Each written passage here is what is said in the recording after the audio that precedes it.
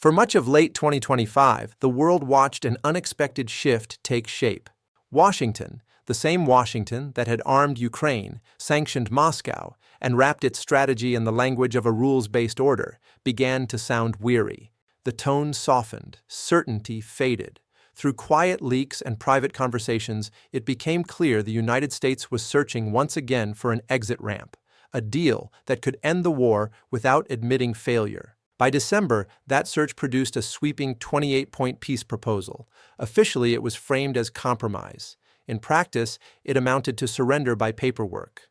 The plan would have frozen the conflict along existing front lines, left Russia in control of seized Ukrainian territory, indefinitely postponed Ukraine's NATO ambitions, and retroactively legitimized aggression. For Vladimir Putin, it offered almost everything he wanted.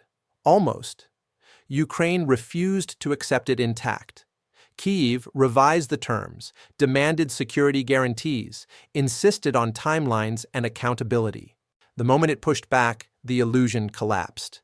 Putin reverted to habit. He stalled, delayed, and waited, assuming time still favored him. What he failed to grasp was that the proposal was never just about peace. It was a test of power, of whether Moscow still controlled the tempo or whether Washington had finally run out of patience. When Putin said no without saying no, the test was over. What followed surprised many who believed personal history would restrain American pressure.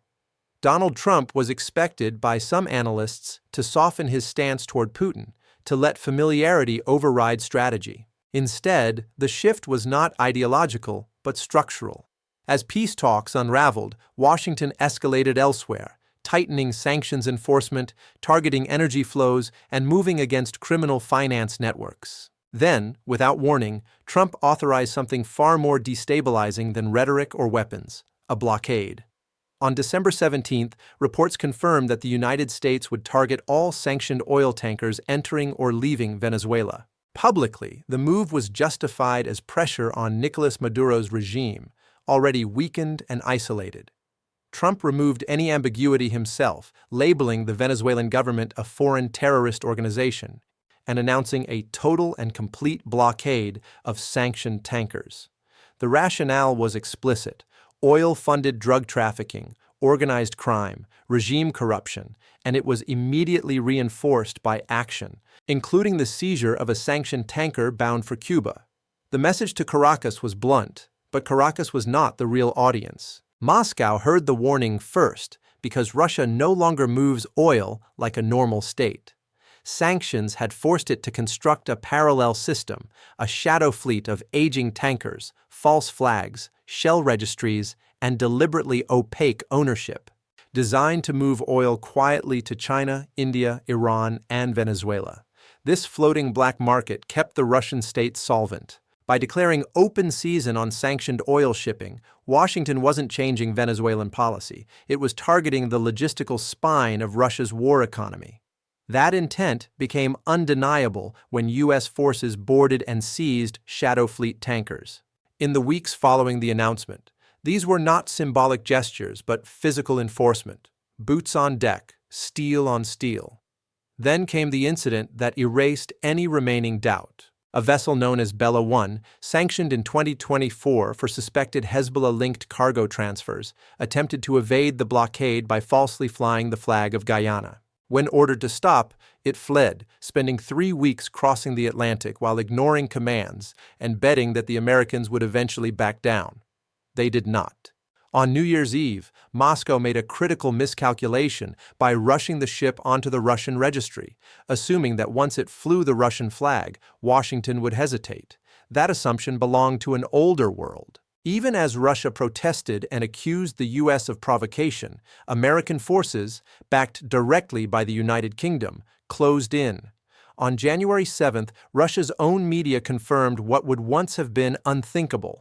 British forces had assisted in the interception. RAF aircraft were involved, and the UK Defence Secretary publicly praised the operation. There were no apologies, no reversals, no softening of language. The blockade was real, and it would be enforced. For more than 2 decades, Vladimir Putin relied on a familiar strategic rhythm. Escalate just enough to intimidate, pause long enough to exhaust opponents, negotiate just long enough to fracture coalitions. Then resume pressure once attention faded. It worked in Georgia, in Crimea, in Syria. The strategy rested on a single core assumption, that the West feared escalation more than Russia feared isolation. By late 2025, that assumption no longer held. What Putin encountered was not a louder West, but a colder one, less reactive, more procedural, and willing to enforce consequences. This shift was not driven by moral outrage, but by systems thinking.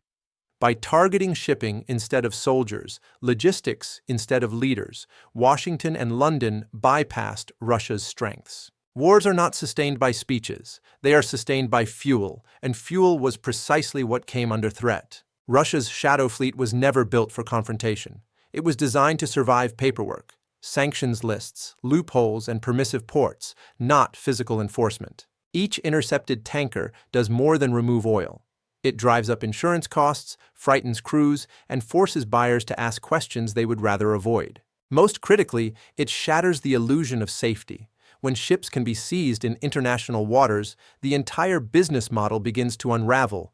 Oil traders are risk managers. Once Russian oil begins to look radioactive, fear spreads faster than sanctions ever could.